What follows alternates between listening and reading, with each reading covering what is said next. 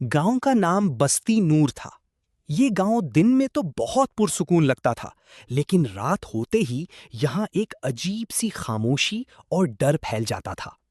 लोग कहते थे कि रात 12 बजे के बाद गांव की पुरानी गलियों में कुछ ऐसा होता है जो किसी को समझ नहीं आता।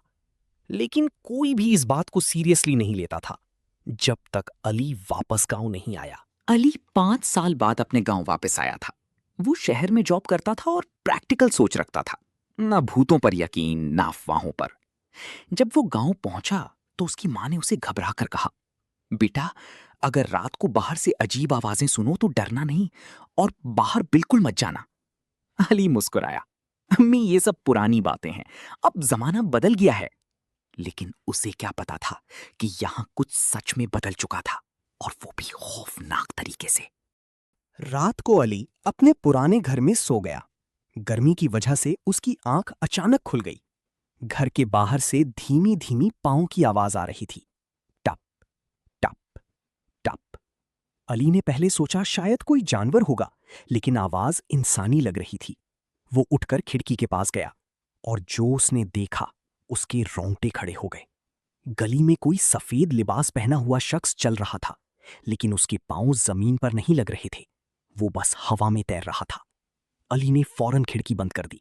उसका दिल बहुत तेज धड़क रहा था। सुबह अली ने गांव के लोगों से पूछा, रात को कोई अजीब चीज होती है क्या यहां? सब लोग चुप हो गए। फिर एक बुजुर्ग आदमी, चाचा सादिक, धीरे से बोला, बेटा, यहां रात को वक्त अपना नहीं होता। कुछ पुरानी रूहें वापस आती हैं। अली हंस पड़ा, ये सब वहम है। चाचा सादिक ने उसे सीधी नजर से देखा, फिर तुम खुद देख लेना। दूसरी रात, असल राज।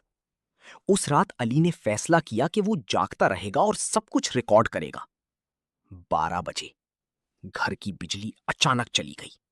पूरा गांव अंधेरे में डूब गया।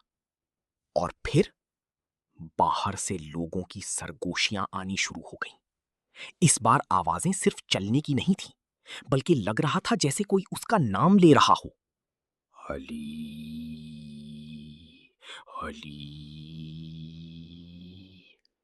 अली ने कैमरा ऑन किया और बाहर निकल गया। पुरानी गली का मंजर।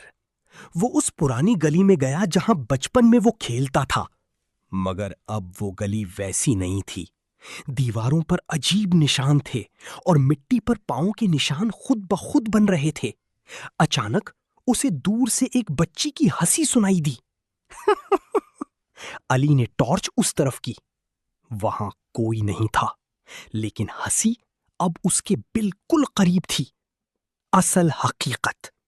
अचानक उसके पीछे से आवाज आई, तुम वापस क्यों आए हो? अली ने मुड़कर देखा। वहां वही सफेद लिबास वाला शख्स खड़ा था, लेकिन इस बार उसका चेहरा साफ नजर आ रहा था। वो अली का अपना पुराना दोस्त हमजा था, जो 5 साल पहले इसी गांव में गायब हो गया था। अली हैरान, हमजा, तुम जिंदा हो? लेकिन हमजा ने अजीब सी मुस्कुराहट दी। जिंदा नहीं अली, मैं यहां का हिस्सा बन चुका हूं। हमजा ने बताया, इस गांव के नीचे एक पुरानी कब्रिस्तान है, जहां गलत तरीके से दफनाए गए लोगों की रूहें अब भी आजाद नहीं। हर 5 साल बाद एक नया शख्स उनका हिस्सा बन जाता है। अली का दिमाग घूम गया। मतलब तुम भी? हमजा ने सर हिला दिया। और अचानक हवा तेज हो गई। गली में और भी सफेद साए नजर आने लगे। भागती हुई रात।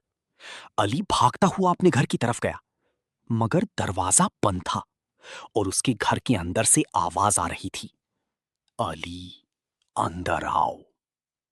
वो समझ गया कि अब ये उसका घर नहीं रहा। पीछे से हमजा की आवाज आई, अब तुम्हारी बारी है। सुबह गांव वालों ने देखा कि अली का कोई निशान नहीं था। सिर्फ उसका कैमरा मिला, जिसमें लास्ट रिकॉर्डिंग में सिर्फ ये अल्फाज थे, ये गांव कभी खत्म नहीं होता। चाचा सादिक ने गहरी सांस ली।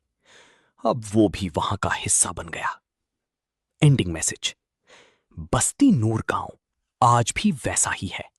दिन में पुरसुकून, रात में पुरअसरार। और लोग कहते हैं कि अगर रात को वहां से गुजरो तो कभी किसी की आवाज पर यकीन मत करना, क्योंकि हो सकता है वो तुम्हें बुला रहा हो।